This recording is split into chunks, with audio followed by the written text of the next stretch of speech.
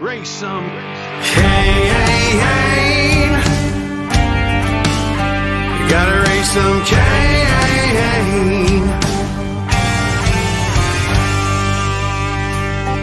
In the heartland where the faith runs strong,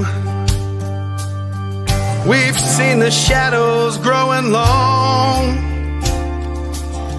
Watch those around us be deceived. Yeah, the fight is at our doors, no matter who we believe. Corruption, lawless day and night, we'll speak the truth into the light. We'll bring the battle, heed the call, watch the whole thing fall. We gotta raise some Cain, show the lies, break some chains and make things right. Feel the power, be the change, time is now. We gotta raise some Cain.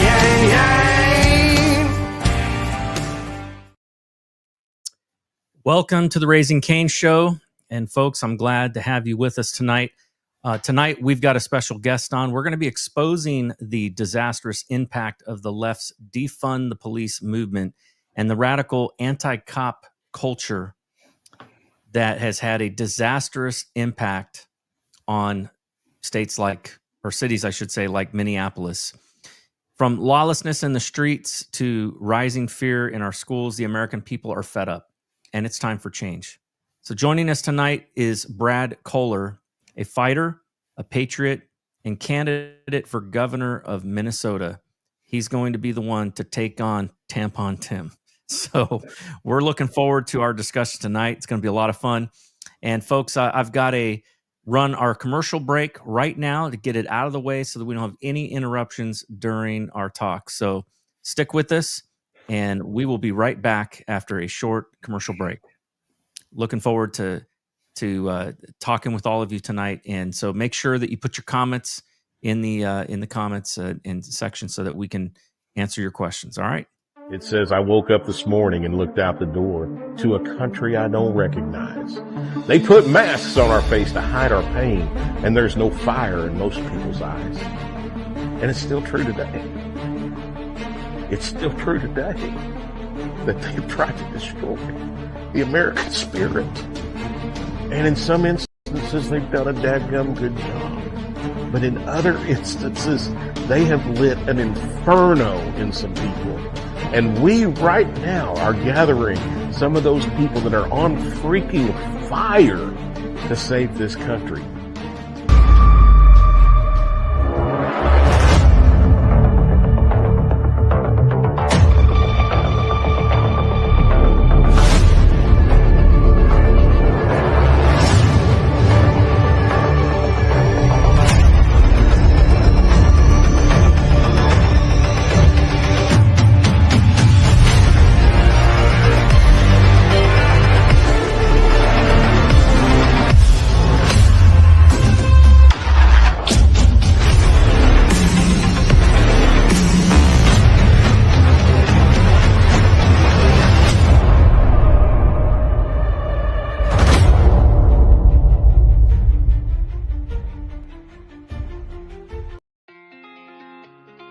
Increasing expenses have caused us all a lot of pressure these days, and it's affecting even the wealthiest of people.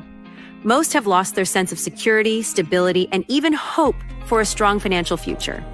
The game plan of everyone in your cell phone has likely been disrupted or even hardcore stopped, and most are looking for a creative solution to regain financial momentum. Oftentimes, life's best solutions are the simplest.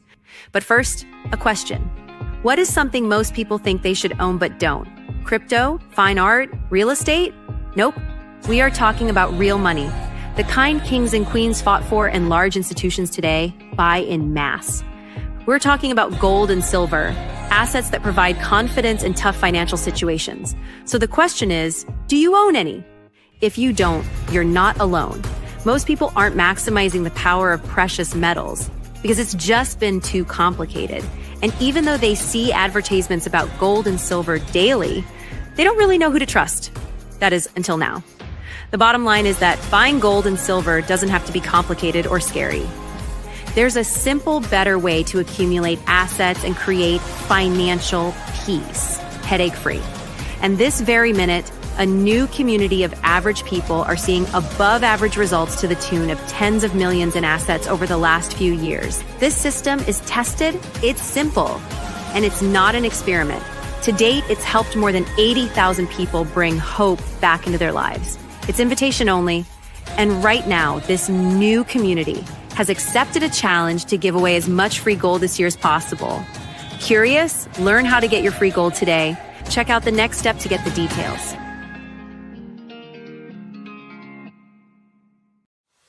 Welcome to Shop with America, where the emphasis is on America. Our movement is to switch away from your shopping with the big box stores and the mega corporations back to supporting family-owned, made in America. We've been giving these big box stores our money every day for years. But what's happened is they've forced many small businesses to shut down. We call this the illusion of choice. We see all these products in these stores, but in reality, it's only a few companies that control it all. There are thousands of lawsuits for health damage because they put profit over our people. But there is another choice. We found a better way. There's a family-owned American factory with product integrity and have always done things the right way for the right reasons. And this company outperforms the big box stores. That's due to their month-to-month shopping club. They make everyday consumer products that we all use and buy again and again, like toothpaste, shampoo, coffee, and organic beef. Go to shopwithamerica.us today. Welcome back to the Raising Cain Show, folks. And tonight we have a patriot, a candidate for governor of Minnesota, a former UFC fighter. Brad Kohler is here to join us. He is leading the charge to restore law and order in the heartland. He's got a bold plan to support our cops, defend your right to bear arms, and work with leaders like Kash Patel to bring real security back to the American people. Give us a warm welcome.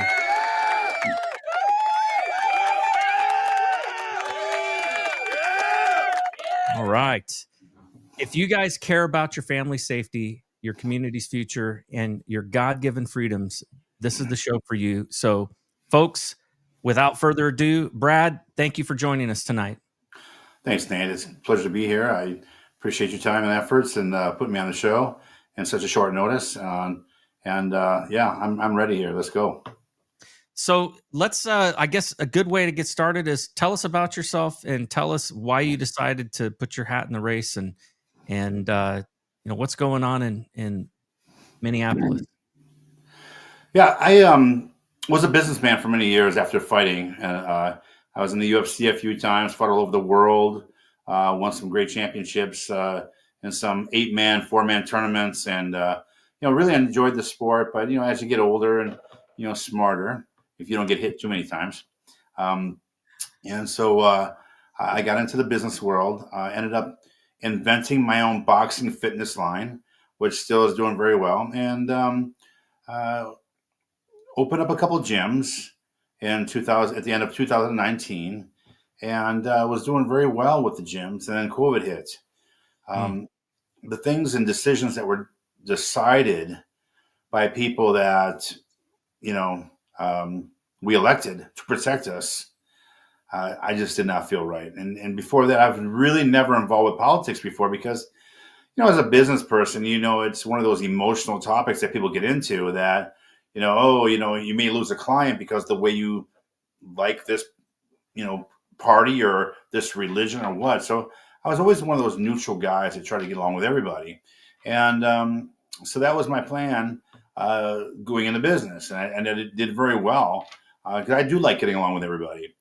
Then COVID hit. My gyms were shut down. My juice bar restaurant inside was shut down.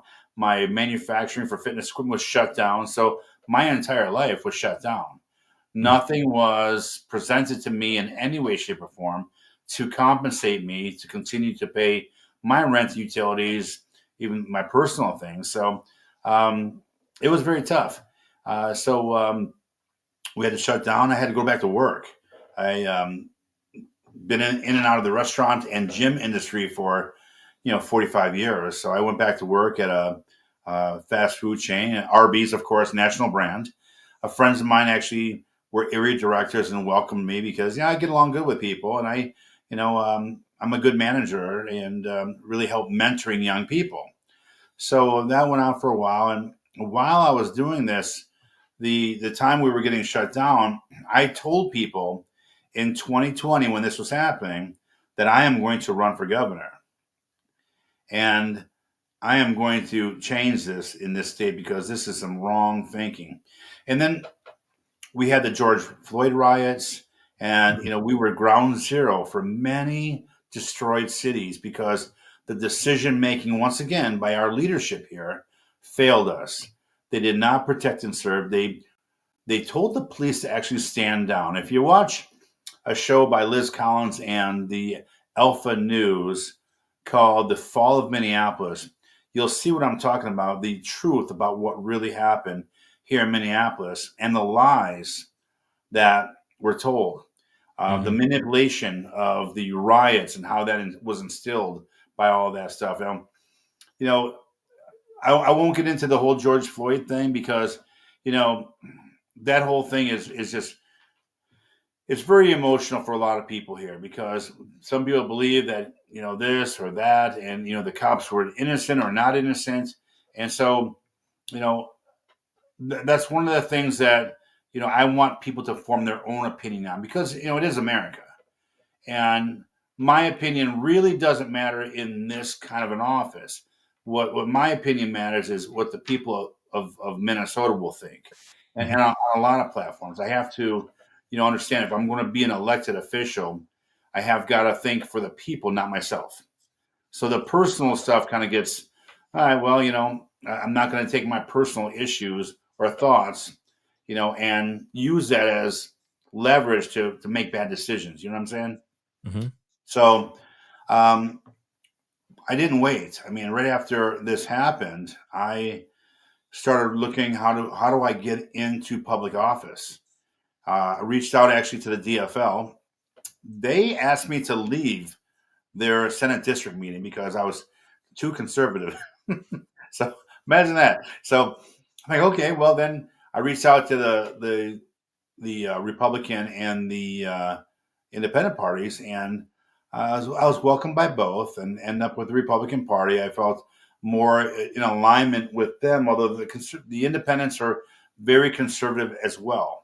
So I like them both, and but the Republican Party was a national party, and I am a big fan of Donald Trump. I always have been ever since his earlier days in business. So I like to saw his whole crusade on the way he fights and how he does business and how he is with people, and I really admire the guy. So that's where I went, to the Republican Party. They didn't exactly open their arms with me. I do have a criminal past that, as a former UFC fighter, human cockfighter, okay, I would use as leverage to better a prosecutor's career during this whole thing when I was trying to defend myself and my children. And so here in Minnesota, we have a very poor stand your ground law. You are not allowed to defend yourself. And man, it kept going on and kept going on. And we'll talk about my book later. And the book's called Built for This, because all of my personal things that I've gone through in my life, God has showed me this is where I'm supposed to be. And it kind of pointed me in the direction. So I needed to learn the politics of politics and how this ring was refereed. So once I step into this ring, how do I trust people and who do I trust and what direction do I go and how to win? So I got into the Senate race, did okay, learned a lot, got into the congressional race, learned a lot from that because let's just say the Republican Party has its problems too. It does. Yep. And especially here in Minnesota, they are not as credible as we'd like them to be, although we do have new leadership now, and I'm giving them a little bit of lee room, and I want to have the faith that things are going to straighten out and get organized. And then I stepped into the county commissioner job after I conceded to the endorsed candidate, which was a surprise to many people that I wasn't endorsed. So I conceded because I was being honorable to follow the endorsement. Stepped into a county commissioner role where there was no conservative candidate for our district, and I almost run and I almost won the race. And in the meantime, we learned so much as a team that we finally figured out really how to win here in Minnesota. And so for the past 5 years, I have been building my campaign with a lot of the minority organizations and the communities. And so we have a great plan in place. I believe that if you're going to go to battle, you should show up with a bigger army. And so that is the plan. So between most of the Asian community, the Hispanic, the Hindu Indian, Somalian, we are pretty solid with those people now being part of my campaign and friends. And so, we are going to show up with a bigger army this time. So Yeah, I think it's important, especially in a state like yours. You've got to you have to take into consideration, your demographics. And right now, there's a lot of minority voters that are just totally dissatisfied with the Democrat Party. The Democrat Party basically has left everyone except for illegal aliens. They've true. hung everybody else out to dry. And I think they realize they're not going to win races anymore without cheating. And so that's why they push for an open borders policy, which has affected multiple states, including yours. So I think that people are sick and tired of the lack of law and order. They're sick and tired of the lack of jobs. There's a lot of things that, as governor, are going to be critically important for you to address. Hit me with the top kind of few things that are on the top of your agenda of what you would like to see happen and change in your state. Well, have you noticed that we're one of the top 3 highest tax states in the country, and we're also the worst at financial responsibility.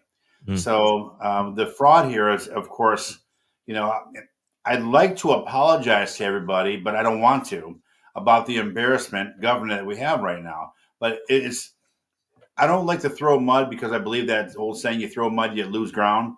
But we have terrible leadership here. And our leadership shows that when we have problems that need to be addressed, and they have a 1 or 2 hour session about that, then they don't figure out what the problem is, and they walk away from the table and leave taxpayers hanging on a job they're elected to do. The one thing that they have been constantly doing is, well, this is how we fix it. We raise taxes. And that's how they sell us out. So our elected officials, and even on the Republican side, because if I wasn't a Republican official and a elected officer from my district, I would not let them leave the room until this was worked out, so that our communities were satisfied with what's going on. Because right now, we're upside down, inside out, and all around. People can't afford to live here anymore, let alone have businesses. Businesses are closing down every day. So we've got to get a grip on taxes. Before that even starts, taking over this administration, being transparent, and having a financial, fiscal responsibility to the people of Minnesota without fraud. Now, if you look at our fraud over the past 6-7 years, almost 700, close to $1 billion in fraud. We had a surplus just a few years ago of $18 billion, and now we're at almost $7 billion deficit. How does that happen? Well, I'll tell you why. It's called math. Yeah. Okay, going to our educational system right now, which is also debunked, is totally messed up. We've got to bring back, some grassroots stuff here.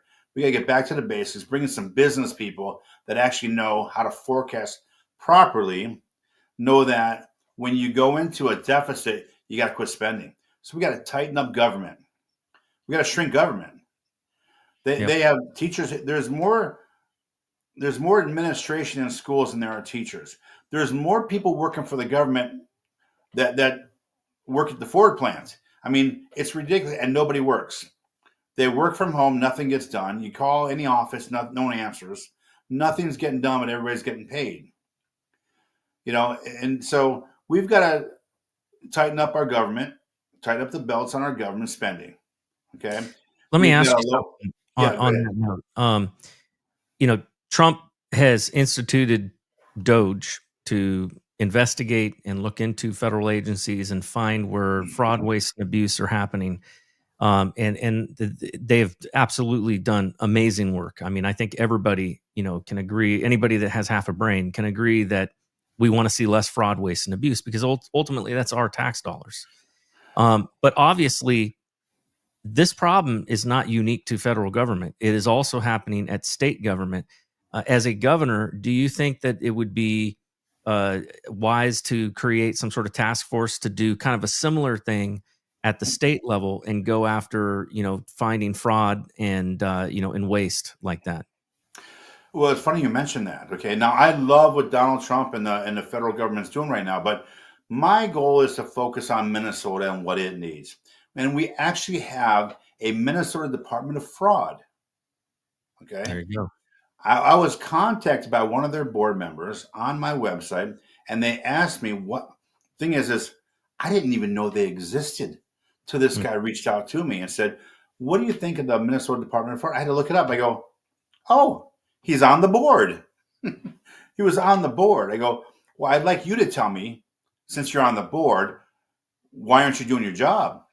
We have a governor and an attorney general and a mayor of Minneapolis stealing out in the open like it's free, and nothing's being done with it. It's ridiculous." So, we got to focus here on Minnesota, and that's my job, and that's what I want to do. I want to promise people in Minnesota that people will be brought to justice. We're going to try to find that money, get as much back as we can, and then we're going to start from ground zero in our new plan to make Minnesota affordable again. We're going to lower those taxes. We're going to try to bring in some business. We're going to incentivize businesses to start here and big companies to come back here by having no business taxes. So I have a really good plan on how to build a lot of the economy, but I'm going to need a lot of help. And, getting in office is one thing because, the DFL is a machine. And as unhappy as you may think people are here, our state is defying federal government by not allowing ICE to work, not kicking out immigration. They're actually hiding them here. You know who Ilhan Omar is? She's actually teaching people how to hide from ICE. That is treason.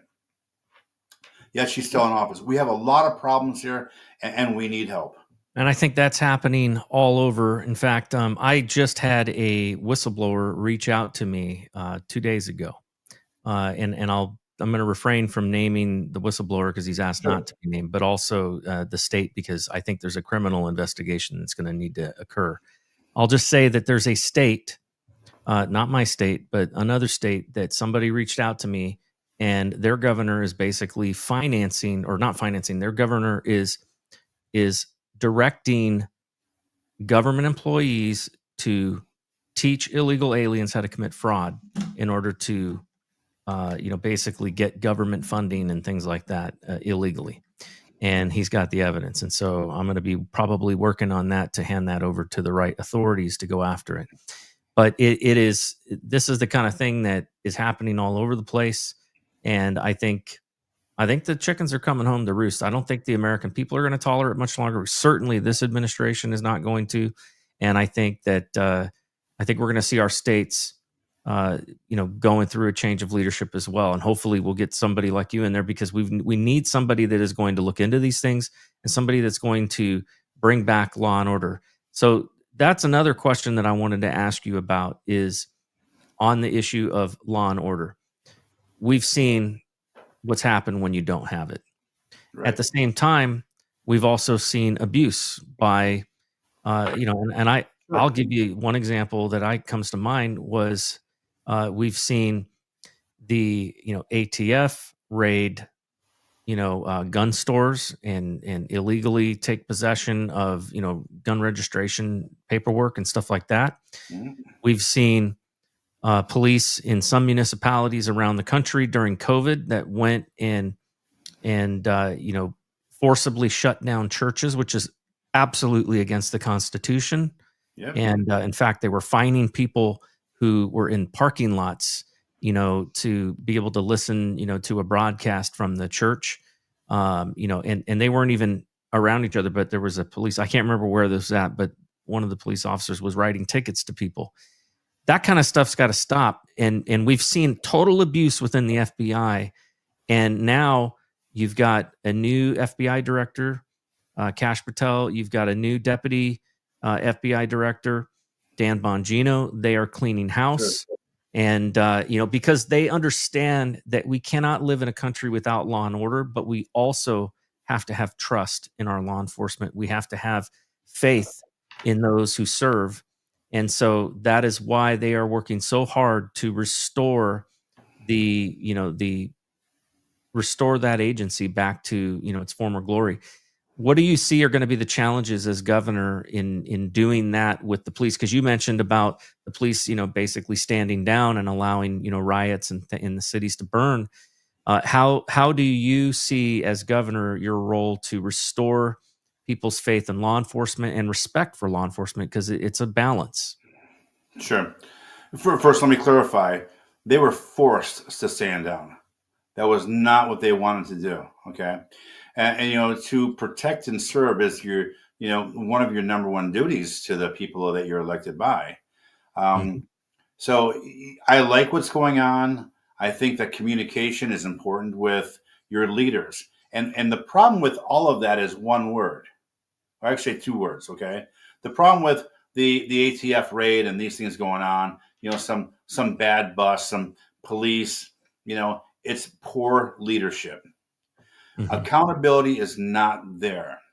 And when things happen, it cannot be, swept under the carpet. We've got to take every issue seriously.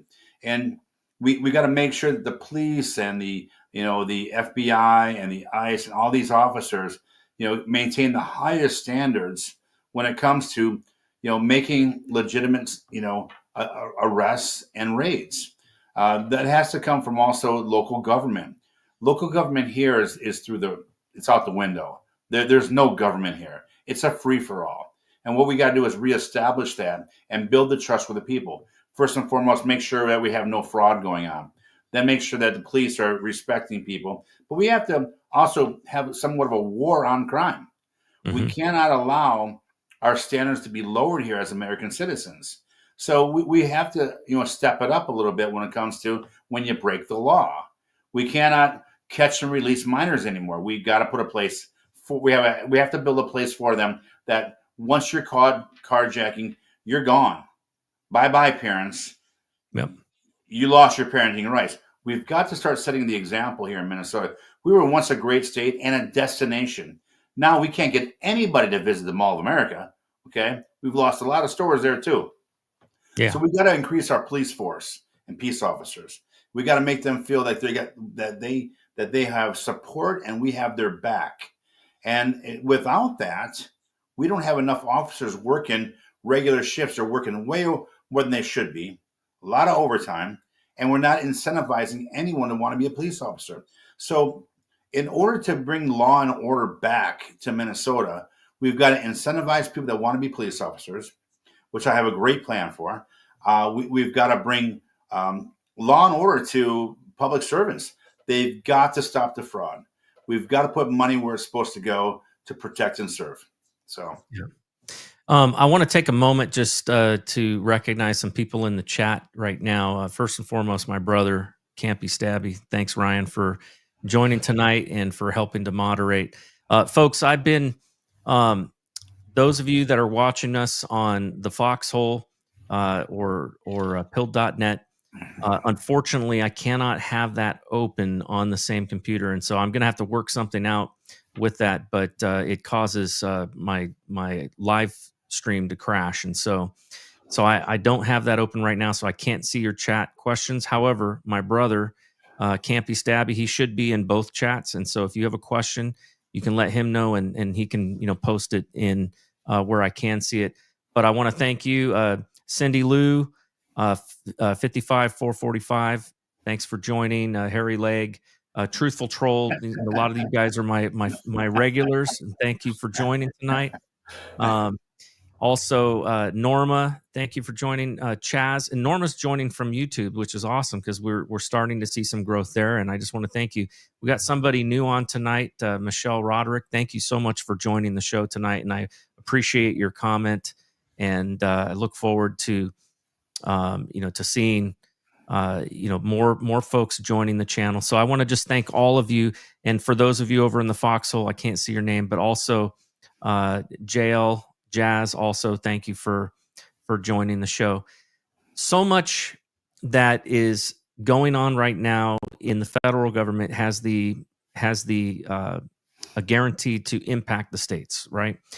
You've got federal funding cuts and things like that. You've got essentially the Department of Education being geared down, and they're going to be sending essentially the states are going to put the responsibility back on the states where it should be for, running education and sending that money back to them. Yeah. And I think that'll be a good thing. Let's talk about that for a minute. Education, Sure. It's surprising because when I ran for Congress in West Virginia. And so I know a little bit about what you're going through. It's politics is rough. It's a dirty business. I am not that kind of person. And so it was very difficult because trying to maintain, my character, with all of the challenges I saw happen. I saw people who I knew from the beginning of the campaign that were what I would consider, having upstanding moral character. And by the end of the campaign, I saw many of them lying and, saying misleading things. And I'm sure they were getting advised to do that, to attack their opponents and say nasty things that weren't true. And I saw all of it, and it disgusted me. And to be honest with you, part of me, there's a slight little bit of me that is relieved that I did not win the Republican primary, because I knew what I was getting into, and it was ugly. And I'm finding that I have, a lot of ability, I think, to do a lot of good in my state in particular, right here on air, and being able to be a voice, crying out in the wilderness. But it absolutely is important that we get good candidates that step up and that run. And so one of the things that I'm curious about with you is, how do you see it? Because this surprised me. It was how many people were concerned about education here in our state. Typically I would expect Democrats to say something, to that effect, but even a lot of Republicans here are very concerned about the state of our education and what is happening with our youth and whether or not they are actually learning. They seem to be behind on all metrics in our country versus other countries. How do we fix that? Because I think it's going to come back to the states, and I think the states are going to have a lot more say over how their schools are run. What would you do differently? Well, let me address a few of those items. I mean, this is one of those situations where the takeaway is like, think about raising a child and their checking account got overdrawn and you're responsible to keep money in their bank. I mean, you've got to take away the checkbook kind of thing. And then until they're responsible to do it. And that's the problem. We have irresponsible spenders right now. And so what we need to do is again, make sure that whoever is in charge knows what they're doing. I mean, how many times do you have to fail at your job before you get someone new? Okay. But we have these people that are consistently failing at their jobs. Okay. And you talk about your true character and stuff like that. Okay.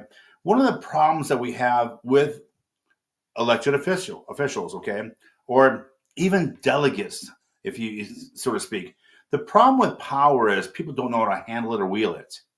They get this ego or this demigod feeling about them. And this is what athletes do. And it's like everything's like going your direction. You feel like nothing can touch you, and you're on top of the mountain, and you're this, that, and the other, and you're special. Well, you're not. I've been there, been humbled many times. And the problem with that is our politicians get this illusional power and go from supposed to be a public servant to a public idiot and make spectacles of themselves and make poor decisions. It's an ego. We've got to make sure we get elected officials that don't have an ego, that are humbled, and that will be public servants, not politicians. We've had enough of politicians, okay? So when it comes to the spending in education, we've got to start going back to the basics. Parents need more control of what's going on in the classroom. You can't shut out the parents of what's going on. You can't. We have your kids coming home with these notebooks that have hidden agendas that parents can't see. And it's just not right. So when the parent doesn't know what the curriculum is, that's not education. When we have a surprise guest come in today, and it turns out to be a transgender. Well, how did the parents not be notified about that? The stupidest things like that are just like, man, that's not how we grew up. Yeah, that brings up a good point. Your opponent, Tim Waltz, known as Tampon Tim, affectionately by many of us on the right. This guy went and put tampon machines in boys' bathrooms. Somebody in the chat asked, what would you do about that? Wow. I mean,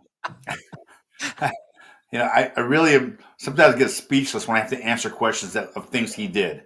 Yeah, I'm not a guy who's going to talk bad about this guy because he does a bad enough job on his own. I don't have to help. Okay? You just give him a little rope to hang. Come on, tampons in boys' bathrooms. Yeah, come on. I mean, hey, we gotta teach these boys to man up. That's not where it's supposed to be.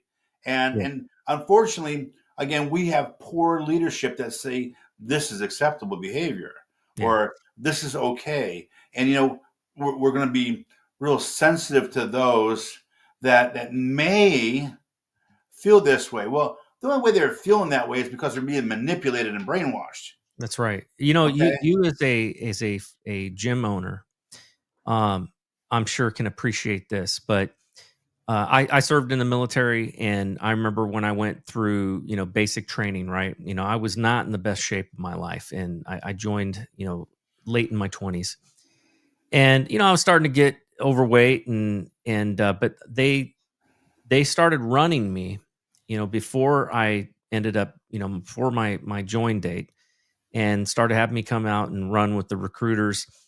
And by the time that I left basic training, I was in the most fit shape of my life. And I will tell you, they used to run us until we didn't think we could run anymore. And they would then keep running us. And in fact, if you fell out, you'd be running, even longer. So you had very strong motivation to stay in formation and run.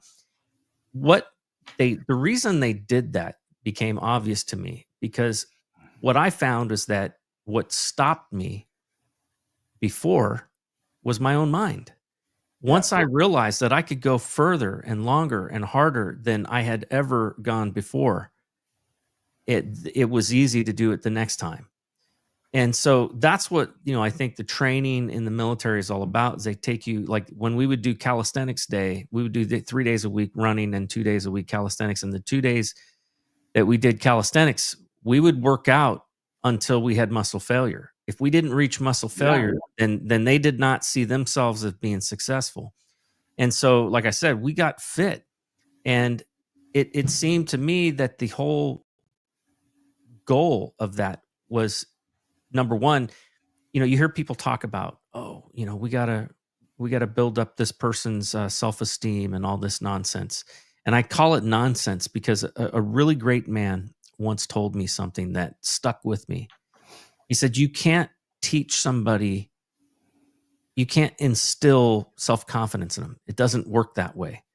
They get self-confidence by overcoming challenges. And unless they overcome a challenge, they're not going to have self-confidence.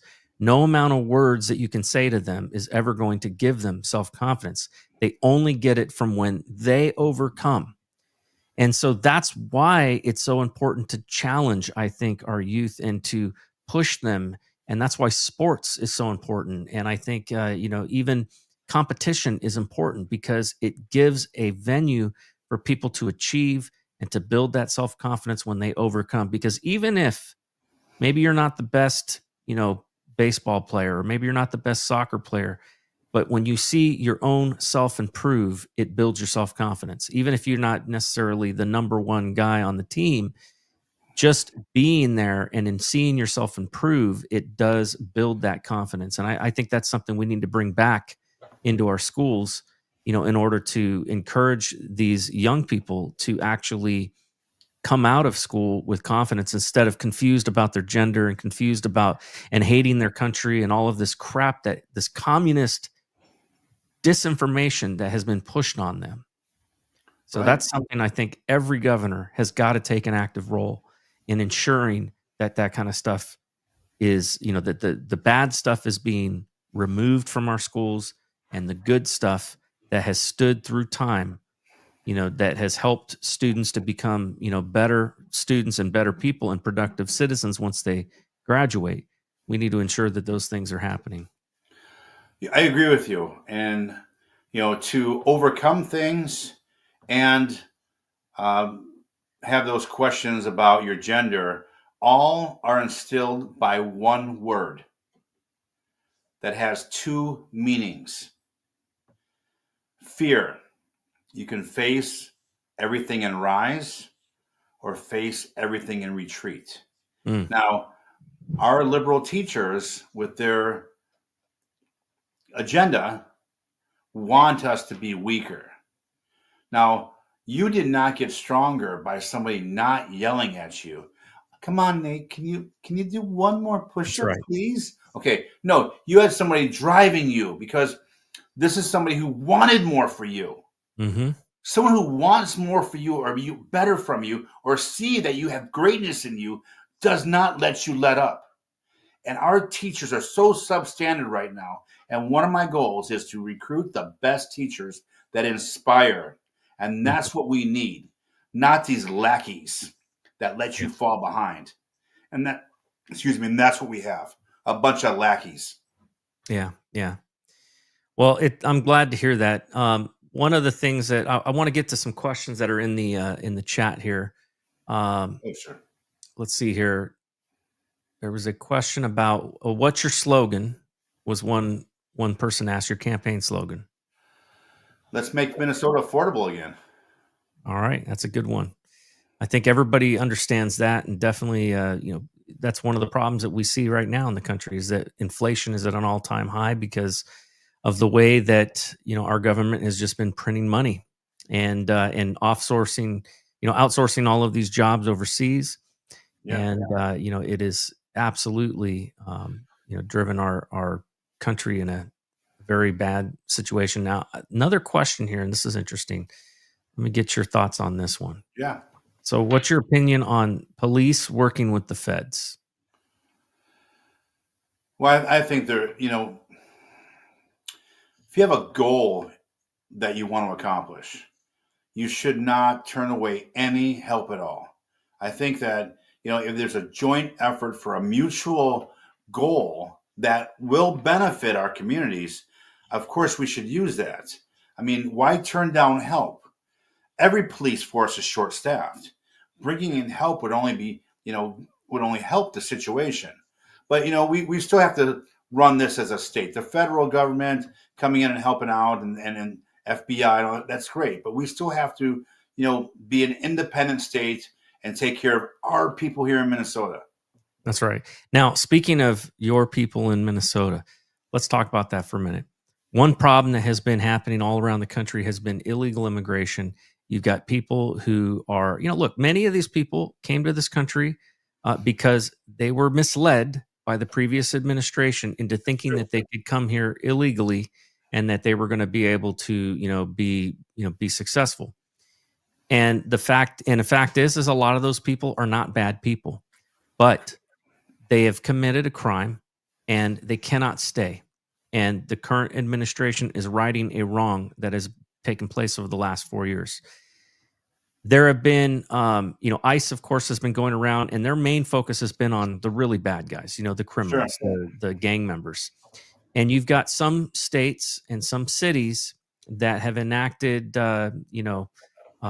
local laws and stuff like that to not cooperate with ICE, to not notify them of a detainer.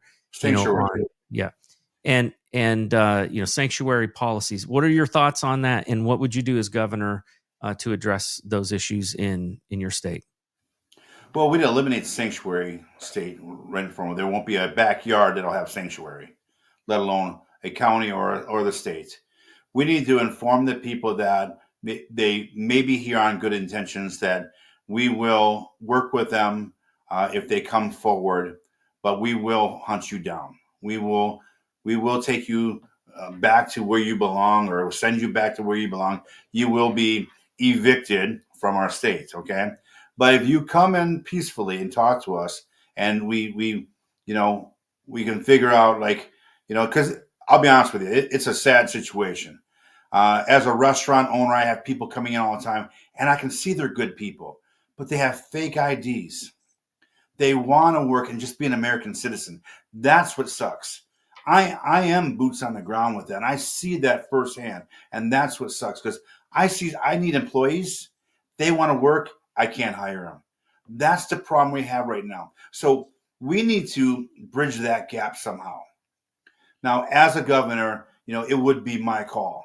So we would have to really focus on hey, if you come in now, we will work with you, but you're gonna have to go through certain steps or whatever. But between now and the time that I get in office, you better leave or get your citizenship, because one of the two things are going to happen. Either you're milking the system from the feds, which is going to really make me mad, or you come forward and start cleaning up your act, because it's not that hard to become a citizen. Okay, people say it's all that hard, but they hide, they do self-employment jobs for cash. You will be found out, and when you are, that's just going to make it worse. So they need to reach out to administration, start the process, be honest that, hey, I'm here, I need to start the process, and whether or not they stay or not is going to be, really up to my administration. We're going to have to really go through every one of them like a fine-tooth comb, find out who is bad, who's bad. I mean, it's going to be a lot of work. There's going to be a lot of work anyway. This state's so messed up. I probably won't sleep for months, but this state has so much going on, but we do need employees here. We do need, I am for immigration, legal immigration, but it's a sad situation when people come here with their kids and have that hardship. I'm with the Vietnamese community. I'm with the Hmong community. I'm with the Muslim community. I hear how some of them have come here illegally and the battles that they had to suffer to get here legally. And I tell you what, to send some of them back would be hard to do. But you're right, they did commit a crime. We got to address that first. Yep. And I'm all for starting with the low-hanging fruit. Let's go after the guys that are actually a harm and a danger to our communities first. And then we can address those that are here that I would say kind of when I ran, my policy was, look, my first focus will be on getting rid of the criminal elements that are not from here and sending them back.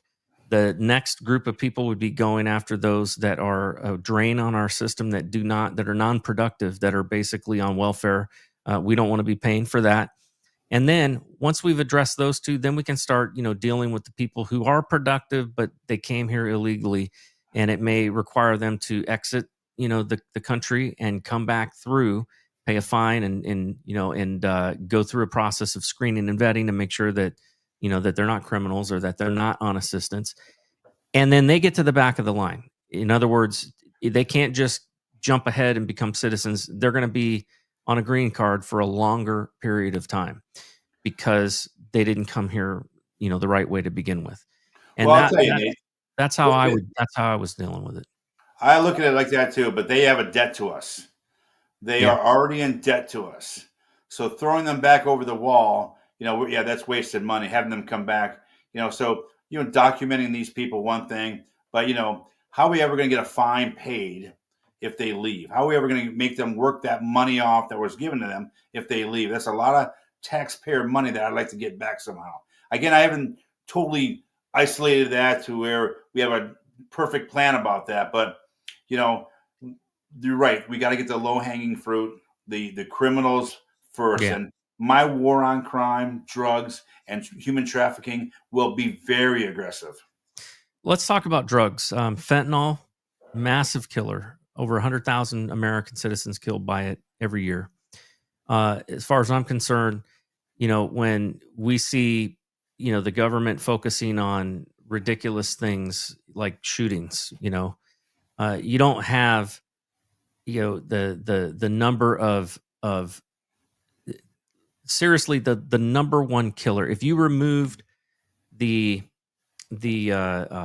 if you remove the statistic of those who commit suicide from gun deaths, right? It's a very small percentage of people that are killed due to guns, but a lot of people are being killed because of fentanyl, and a lot of people who are not addicts, but young kids, teenagers who go to some party, pop what they think is an ecstasy pill and would normally never kill them, but all of a sudden they find out it's laced with fentanyl and they're dead. You have cops who arrest somebody and they're checking a car seat, and they've come across fentanyl. Next thing you know, they're on their back getting Narcan in order to keep them alive. It's at an epidemic proportion, in my opinion. Obviously, the federal government has their role, but what would you do as governor to address that issue in Minnesota? Well, we need help, that's for sure. I mean, every state does. We have a military here that is at my disposal. It would be at the state's disposal that could help do some of the lighter police work while our police officers raided,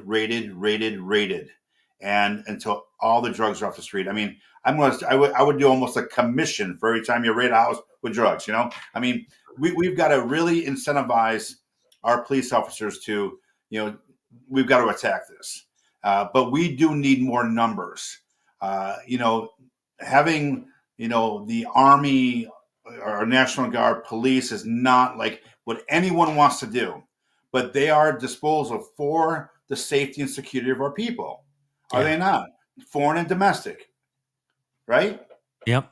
Okay. Well, I mean, do you really need, just having military presence is scary enough. And I'm not just talking like Minneapolis, I'm talking about all over. I mean, we need more police officers. And until we fill those roles, we need help, whether it's from the feds or our National Guard, to help just, making sure, whether it's police traffic or something. I mean, like I said, the simple little things so our police can police. Our police can go after the criminals. We need to do a war on drugs. And, there's no perfect answer. But unless you get seriously aggressive with this, you'll never solve the problem. And I believe we need to solve this problem. Well, you've said that law enforcement should never stand alone. What would your administration do to actively support and protect police officers on the front lines? We need help, that's for sure. I mean, we have people that, want to be police officers, but they can't. Where they have a, background or something like that happen. There's a lot of good people out there that, we could deputize or bring in as auxiliary. And again, our seasoned police officers are the people that we need to count on right now to mentor and mold new police officers. That makes sense, doesn't it? We need them to mentor and mold people on the street. But at the same time, we need to have this war on crime, war on drugs. We need to have a war on human trafficking. Now, how do you get the numbers for all that stuff if you don't think outside the box? If we're not utilizing all of our resources, we've got to be resourceful and use our resources. And it's not going to be a long-term thing, but we have to make a good plan in place that we look at this and go, all right, this is our goal and our benchmarks we have to hit every week, every quarter, every month, what have you. We got to hit these benchmarks. When we hit this benchmarks, then we're going to start lightening up the loads on people, start bringing things back to normal, and hopefully people be graduating from police academy at this same time. Yeah. Absolutely. What role do you think the media plays, in demonizing police? I hate that. I can't watch the news. Lies, lies, lies. None of them tell the truth. When they're lying, they're moving their lips, right? They're like walls. I mean, you know they're lying because they're moving their lips. They have manipulated so many people and instill fear. I can't watch. There's nothing positive about the news. These people should be ashamed of themselves. And for what they bring to the public, I mean, they Yeah. report nothing but negative, violent stuff that there's nothing positive about it. It's all manipulating. They have been, sold out. They sold their soul to the devil when they were nationwide, verbatim, talking the same agenda on every channel, on thousands of channels. You know what I'm talking about. Mm-hmm. The DFL paid them, their stations, to sell their soul to the devil, and that's what they did. They sold out our people, sold out their jobs, and they you know what? They gave up. And so as far as news people go, I will never do an interview with any channel unless it's live or unless my people control the interview. Yeah. Yeah. You've got somebody, a fellow Minnesotan in the chat here, JL Jazz, Hi, who Jen. said media equals enemies of the people. Thanks, Jen. You're right. Yeah. Yeah. So, I think that we've got we're in a situation today where our country is undergoing a revolution for the better, I believe. We're going to see some pain. There's no doubt about it. We've got a government that has a spending problem, and you've got major cuts that are happening, and it's happening at the federal level, but I think it has to happen at the state level as well. And there are also, at the same time, we've got laws that have not been enforced, and they've got to be enforced. And There's going to be people who have been used to the law not being enforced that are going to think this isn't fair. But again, I think what's going to come out of this is a stronger, better, brighter future for all Americans. And that's what I'm looking forward to.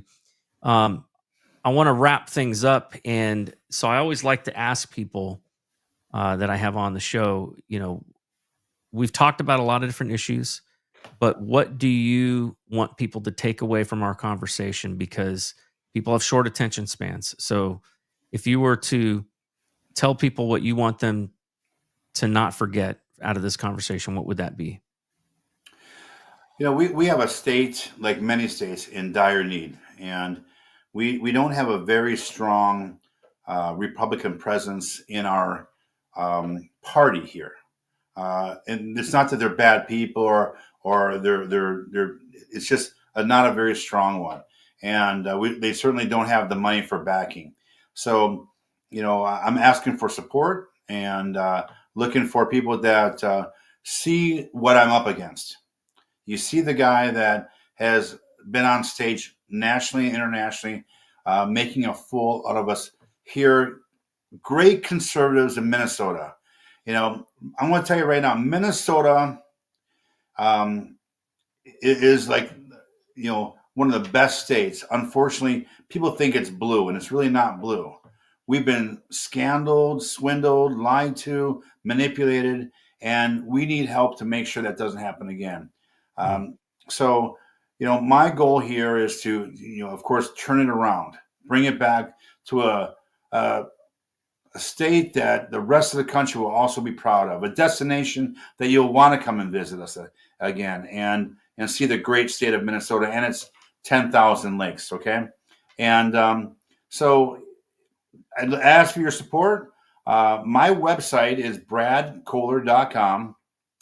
I have a book coming out in a few weeks. You can go on my website, do a pre-order purchase of the book for $25. I'll get it, autograph it personally, send it to you. You'll see my journey from high school and my accolades and failures to where I'm at right now. And it's a really well-written book, I got to say. And the people that have already read it feel very inspired.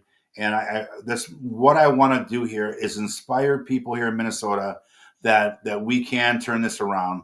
We can have a great future. We can get these Gen Zs and millennials on our team working with us and not just build Minnesota for the next 4 to 8 years, but the next 10 to 20 and make this a great state again. So, amen to that. Brad, if I come up and visit Minnesota, what is a must see for me if I'm going to come up there and visit? well, I'll tell you, there's a great, St. Paul and Minneapolis are actually great during the day. It's just that the nighttime is when, they call the freaks come out at night kind of thing, right? Okay, but they're beautiful cities. They really are. Minneapolis is still ground zero. We need to rebuild Minneapolis. Minneapolis should be such a beautiful city, and it's not been restored yet. St. Paul is a great little town. I mean, just little nooks and crannies of some really good ethnic restaurants. If you ever see those restaurant shows, Minnesota's always featured in somewhere. So I would say certainly start there. Brainerd is great for in the hunting area, the Iron Range. A lot of great people up there, and then of course you got like little towns like Owatonna and Minnetonka and Wayzata that are the Great Lakes of Minnesota, where they're where the yachts are and the wealthy and these big beautiful homes, and it's just a great variation of people that is there's so many lake homes here because we have so many lakes. It's just beautiful. I mean, it's just an awesome state. Well, you've got a long road ahead of you, and I know what that's like running. I started basically 2 years before the election day, and it was a very, very long race, but one that I absolutely enjoyed and met so many wonderful people in my state, and I'm sure that's happening for you. Yeah. So I always like to close my show in prayer. The way I look at it is we got to do our part, but we need God's help too. And so I want to pray for you right now. Thanks, sir. And for your state.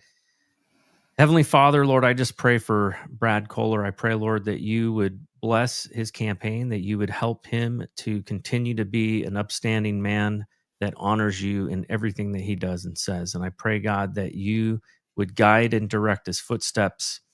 And Lord, I pray for the state of Minnesota. And Lord, that you would hear the cries of the people who are tired of being left in a lurch and not being taken care of by their government. I pray that you would expose the corrupt in government and that you would remove them and replace them with the righteous. Lord, you say that when the leadership is righteous, the people rejoice. And Lord, I pray that the people of Minnesota will soon be able to rejoice in new leadership. Lord, we pray for your guiding hand and over Brad's race. And I pray that you would help him to bring in the necessary funds for having a competitive race. And just pray that you would bless that in Jesus' name. Amen. Amen. Thank you. On that note, where can people go to donate to your campaign? Again, it's very simple. BradKohler.com. Okay. You'll hear from me personally. I respond to everyone myself on all platforms. You can reach out to me on X. You can reach out to me on Facebook, Instagram, TikTok. It's Brad Kohler for Minnesota, or Brad Kohler for Governor of Minnesota.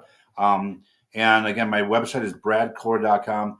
My book coming out is a really good inspirational book for people to read.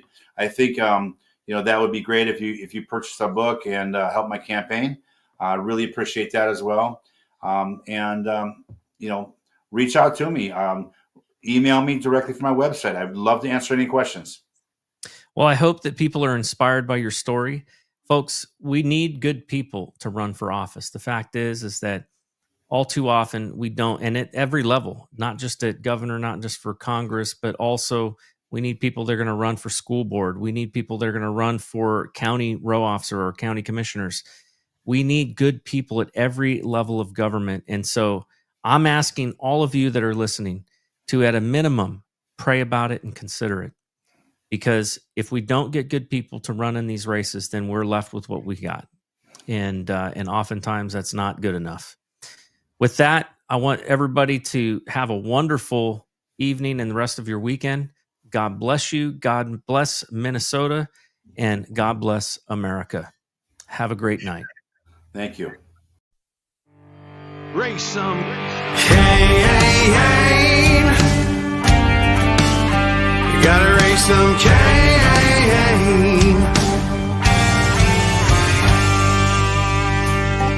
In the heartland where the faith runs strong, we've seen the shadows growing long.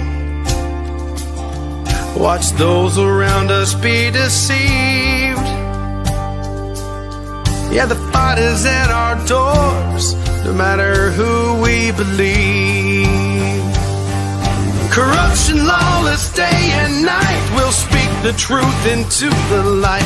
We'll bring the battle, heed the call, watch the whole thing fall.